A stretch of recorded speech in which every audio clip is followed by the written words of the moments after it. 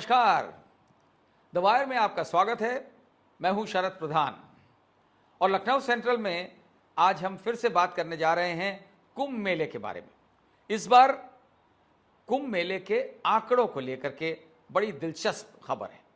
जी हाँ, आप जानते हैं आंकड़ों का खेल बहुत से लोग करते हैं, लेकिन जो इस बार कुंभ मेले में आंकड़ों का खेल देखा गया है वैसा मुझे लगता नहीं इससे पहले कभी हुआ है।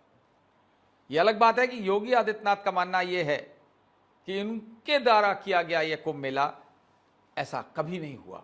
कभी कभी तो ऐसा लगने लगता था कि शायद पहली बार हो रहा है पृथ्वी पे कुंभ मेला, क्योंकि जिस तरीके के आंकड़े उनके द्वारा और उनकी सरकार द्वारा पेश किए गए हैं वो वाकई में कभी कभी तो हास्यास्पद लगते हैं और कभी कभी लगते हैं कि किस तरीके से आंकड़ों को घुमाया जा सकता है, किस हद तक जाया जा सकता है। तो सबसे पहली बात तो आती है जो क्लेम योगी आदित्यनाथ का रहा है कि 67 करोड़ लोगों ने वहां स्नान किया और सबने खूब तालियां बजाई। इस आप देखिए, इतनी बड़ी फिगर सारी दुनिया में चली गई और सब लोग ये मानने लगे कि हाँ भाई, जब वो कह रहे हैं, अब एक मुख्यमंत्री बोलता है और वो भी अगर भगवाधारी मुख्यमंत्री है तो उससे उम्मीद की जाती है कि सच के अतिरिक्त वो कुछ नहीं कहेगा। लेकिन 67 करोड़ की जब बात होती है तो सोचना पड़ता है कि कितना इसमें सच है और कितना सच से बात परे है, क्योंकि किसी भी लॉजिकल तरीके से समझ में नहीं आता कि 67 करोड़ का मतलब है भारत की 60% आबादी। माफ करिएगा, 60 नहीं, 50 से ऊपर करीब आबादी। हाँ, अगर केवल हिंदुओं को लिया जाए तो 60% भी मानी जा सकती है। ये सोच करके कि 67 करोड़ लोग अगर आखिर आए तो कैसे आए, ये तो मुमकिन नहीं है कि सब पैदल चले आए। अब इंडियन रेलवेज ने इसमें एक बेंचमार्क बता दिया, एक तरीके का बेंचमार्क बन गया उनके ऑफिशियल फिगर्स से। रेलवेज ने बताया कि 4.7 करोड़ लोग उनके जरिए से प्रयागराज पहुंचे कुंभ मेले के लिए। हम मान लेते हैं कि 4.7 का हम कहते हैं 8 करोड़ गए, इस तरह से, क्योंकि बहुत से लोग बिना टिकट भी गए होंगे।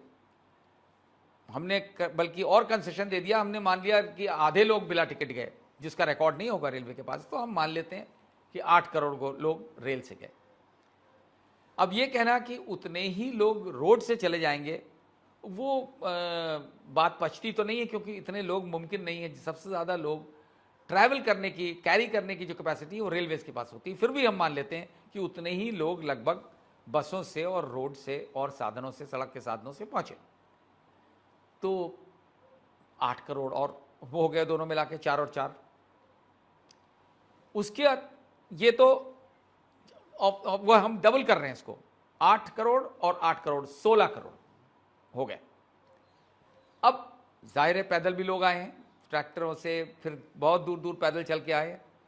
तो अगर हम उतने ही रख लें फिगर कि साहब 8 करोड़ लोग पैदल भी आए, मान लेते हैं, तो 16 और 8 हुए 24 करोड़। अब 24 करोड़ और 67 करोड़ में कितना डिफरेंस है? 43 करोड़ का। अब ये 43 करोड़ लोग कैसे पहुंचे वहां?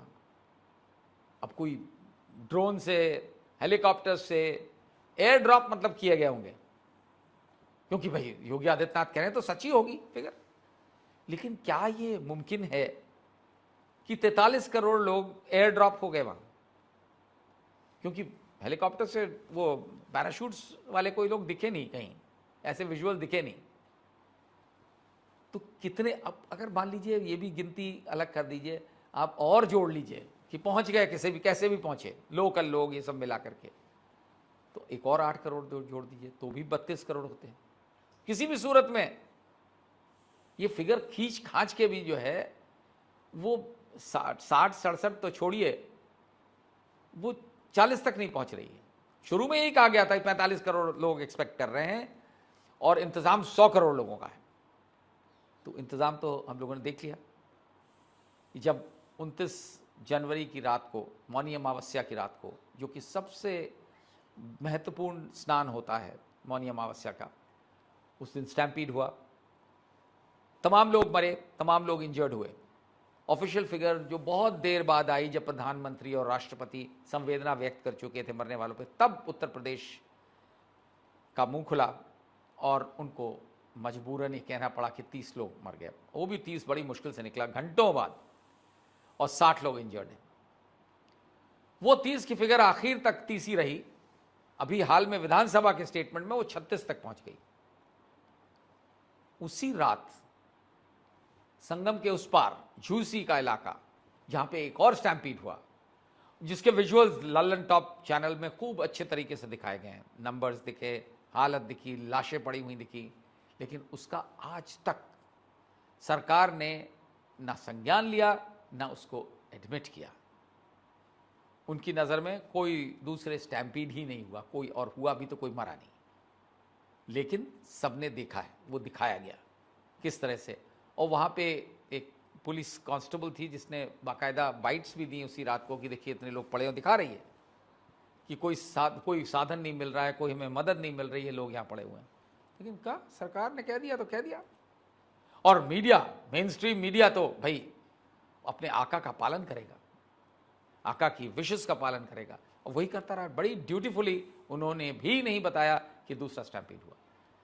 चलिए, ये भी मान लिया कि कहाँ से लोग हवा से उतरे लोग वहाँ पे, और जो मरे, अब जब हवा से उतर सकते हैं तो जो मरे वाले भी बहुत से हवा हो गए।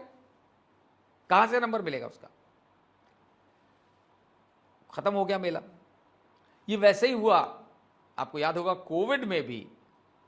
कमाल है, उत्तर प्रदेश के मुख्यमंत्री का जवाब नहीं। उस टाइम पे भी सबने देखा था, लाशें नदियों के तट पे दफन कर दी गई थी, गंगा के किनारे भी जगह जगह बह रही थी लाशें। लेकिन ऑफिशियल फिगर इतनी कम थी कि सर्टिफिकेट दे दिया अपने आप को कि इससे बढ़िया कोविड मैनेजमेंट नहीं हुआ। अभी उन्होंने कह दिया तो कह दिया, और लोकल जो मेन स्ट्रीम मीडिया है उसने जम के तारीफ करी और अपनी पीठ भी थपथपा ली, अंतर्राष्ट्रीय स्तर पर थपा ली कि इससे बढ़िया कुंभ मेले का माफ करिएगा, कोविड का मैनेजमेंट नहीं हुआ। ऐसे ही इससे बढ़िया कुंभ मेला नहीं हुआ। चलिए, ये भी मान लिया कि बात खत्म हो गई। अभी आंकड़े खत्म नहीं हुए, अभी फिर शुरू हो गया खेल के किस तरीके से कुंभ मेला में अद्भुत काम हुआ है। एम्प्लॉयमेंट जनरेशन हुआ। अब आप सोचेंगे ठीक है, एम्प्लॉयमेंट, कोई भी बड़ी एक्टिविटी हो जहां लोगों का आना जाना हो, जहां इकोनॉमिक एक्टिविटी हो रही हो, ठेले लग रहे हों, सब्जी बिक रही हो, फल बिक रहे हों, नमकीन बिक रहा हो, चाय बिक रही हो, ये सारी चीज़ें मिला के बहुत, और इतने बड़ी संख्या में लोग आ रहे हैं तो जाहिर होगी। तो कैसे, लेकिन इन्होंने जो बताया है, योगी आदित्यनाथ ने, वो तो बड़ा लाजवाब तरीका एम्प्लॉयमेंट जनरेशन का। उन्होंने बोला कि इलाहाबाद में, सब जानते हैं कि इलाहाबाद में क्योंकि पब्लिक सर्विस कमीशन है, तो यूनियन पब्लिक सर्विस कमीशन और स्टेट पब्लिक सर्विस कमीशन के सारे इम्तिहान वहीं, सेंटर्स ज़्यादातर वहीं होते हैं, और वहाँ पे तो स्टेट भर से बच्चे जाते हैं पढ़ने के लिए और इन प्रतियोगिताओं में अपीयर होने के लिए। तो योगी जी ने कहा कि भाई इससे बढ़िया तरीका क्या हो सकता है, और क्या कैलकुलेशन है, किसने कैलकुलेट करके बताया नहीं पता, कैसे जोड़ा गया नहीं पता, कोई सर्वे हुआ नहीं पता, लेकिन योगी जी को पता है, कुछ सब कुछ पता। तो उन्होंने कहा 4 लाख परीक्षार्थी इलाहाबाद में रहते हैं, माफ करिएगा प्रयागराज, आजकल नया नाम प्रयागराज, वहां रहते, और ये 4 लाख परीक्षार्थी ने बड़ा योगदान दिया है कुंभ मेले में और पैसे भी कमाए। उन्होंने कहा कि हर परीक्षार्थी ने कम से कम 1 लाख रुपए कमाए हैं लोगों को संगम तक पहुंचाने के लिए। कैसे पहुंचाए? सबके पास मोटरसाइकिल है, और मोटरसाइकिलों पर लोगों को ढोने, क्योंकि आप सब जानते हैं कि दूर दूर आम आदमी जिस तरह जा रहा था, 20-20 किलोमीटर दूर गाड़ियां रोक दी जाती थी, बसें रोक दी जाती थी, ट्रैक्टर रोक दिए जाते थे, जीप रोक दी जाती थी, वहां से 20-20, 22-22 किलोमीटर लोगों को पैदल जाना पड़ता था। तो कुछ लोगों ने ये बात भी, ये इसमें दुरुस्त है, ये बात आई है मीडिया में भी कि किस तरह से लोग, मोटरसाइकिल वाले तमाम लोग लोगों को ढोते थे, 2-2 आदमियों को, 3-3 लोगों को बैठा लेते थे और वहाँ तक पहुँचाते थे और पैसे चार्ज करते थे, 500 रुपये सवारी, 400 रुपये सवारी। तो योगी जी ने कैलकुलेट किया, अब योगी जी तो उन्होंने कैलकुलेट किया कि हर परीक्षार्थी के पास मोटरसाइकिल है और हर मोटरसाइकिल से 1 लाख रुपया इन्होंने 45 दिन में, जो कुंभ मेले का पीरियड होता है, उसमें कमा लिया। क्या फिगर है, सोचिए, 1 लाख पर मोटरसाइकिल, 4 लाख मोटरसाइकिल्स और 4 लाख परीक्षार्थी, फिगर जाती है 4000 करोड़ पे। अब 4000 करोड़ की इकोनॉमिक एक्टिविटी क्रिएट कर दी और एम्प्लॉयमेंट, सोचिए 4000 करोड़ का एम्प्लॉयमेंट दिलवाया। अब लोग हंसते हैं इस बात पे, लेकिन हकीकत है। और आप ठहरा दीजिए उनकी, भाई आपके पास भी तो कैलकुलेशन का कोई आधार होना चाहिए। तो पता इस तरह से लगा, जब YouTube के बड़े पॉपुलर चैनल जो अजीत अंजुम का चैनल है, उन्होंने बाकायदा ग्राउंड पे इंटरव्यू किया उन छात्रों का जो परीक्षा देने के उद्देश्य से प्रयागराज में रह रहे हैं। उसमें एक भी व्यक्ति नहीं मिला, तमाम लोगों का इंटरव्यू किया, जिसके पास मोटरसाइकिल हो। अलग अलग क्रॉस सेक्शन का लिया उन्होंने। कई तो बहुत दुखी थे, बोले कि हमारा मजाक बनाया जा रहा है ये कह करके कि हम मोटरसाइकिल में ढो रहे हैं। अरे हमारे पास एक साइकिल होती है, उसमें 2 लोग या 3 लोग शेयर करते हैं, खाने के पैसे नहीं होते हैं। हम लोग अपने छोटे छोटे गांव से आते हैं यहाँ पढ़ने के लिए, एक कमरा लेते हैं, उसमें 4 लोग रहते हैं, मिलजुल करके खाना पकाते हैं। तो हम मोटरसाइकिल कहाँ से लाएं कि मोटरसाइकिल लाएं, तेल डलवाएं और ढोने का काम करें?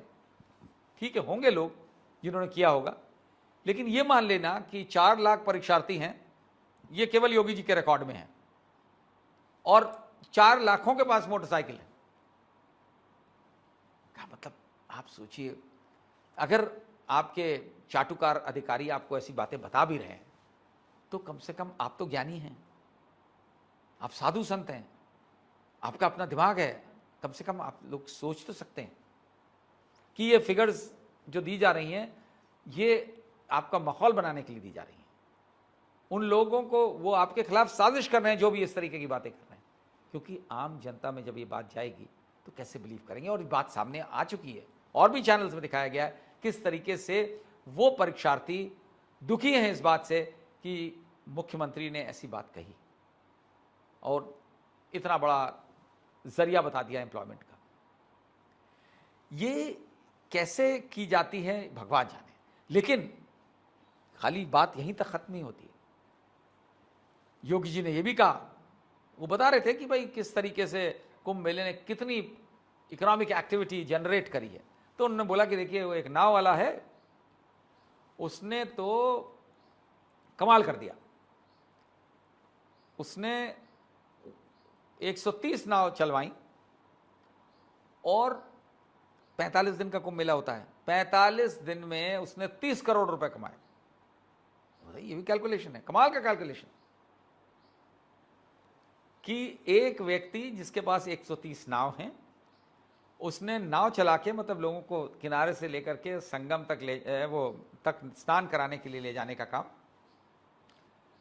उतने में उसने 45 दिन में 30 करोड़ कमा लिया। कमाल, कोई ऐसा बिजनेस नहीं है आपको मिलेगा जहां पे 45 दिन में 30 करोड़ रुपए आदमी कमा के निकल ले। लेकिन जरा सोचिए, ठंडे दिमाग से सोचिए कि अगर 45 दिन में 30 करोड़ रुपए कोई कमाता है, तो पर डे वो कितने कमाता होगा?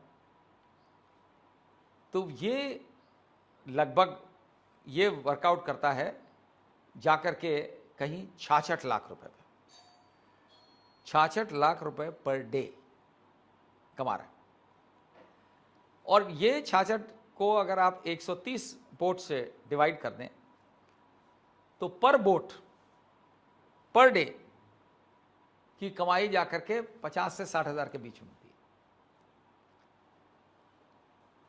आप बताइए, और इसका ये तब है पॉसिबल जब वो दिन भर में कम से कम एक जाना एक आना, कम से कम 50 ट्रिप्स लगा लेता हो, तभी ये मुमकिन है कि 45 दिन में 66 लाख एक वोट ने कमाए। अब आप सोचिए कि किस रिडिकुलस लेंथ तक आप एक झूठ को ले जा सकते हैं। और मैं नहीं कहता कि उन्होंने जानबूझ के झूठ बोला, उनको ये जो समझा दिया गया उन्होंने बोला, वो खुश हो गए। और खुश करने वाले लोग जो सत्य का सहारा नहीं लेते हैं, जो झूठ का सहारा लेके करते हैं, वो सिर्फ चाटुकार लोग हो सकते हैं। और उन्होंने जो कहा आपने बयान कर दिया। आपके ऊपर लोगों की आस्था है, आपके लोग आप पे विश्वास करते हैं। आस्था है क्योंकि आप एक मठ के मठाधीश हैं, और विश्वास इसलिए है क्योंकि आप मुख्यमंत्री हैं। तो ऐसी बात बोली जाएगी, ठीक है, ताली बजाने वाले तो हर हालत में ताली बजाएंगे, वो तो स्टैम्पीड पे भी ताली बजा रहे थे। लेकिन जो आपके मुंह से निकलता है वो सत्य से इतना परे हो, ये तो शोभा नहीं देता।